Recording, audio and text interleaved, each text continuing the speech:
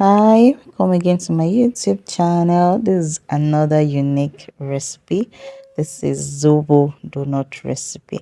So your Zobo leaves, you're just going to boil your Zobo leaf and extract the juice. Just the normal way you make your Zobo drink. Then you prepare your flour, add all your ingredients, your yeast, your sugar, and so on. The full recipe is in the description section.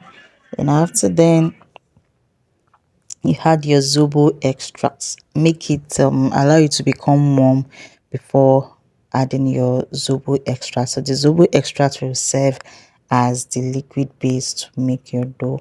So make sure you knead very well. Knead very well. Add your margarine and make it into your and desired shape. Yes, this is donut, of course. We're going to make it into the circular shape. Just make sure that your dough is not too soft.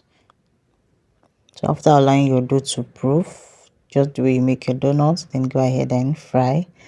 And this recipe was delicious, and it had this Zobo aftertaste, like the sour bitter taste kind of, but you can always add more sugar just to make sure that the taste is neutralized. Thank you very much for watching. If you are watching for the first time, don't forget to like, subscribe, and share.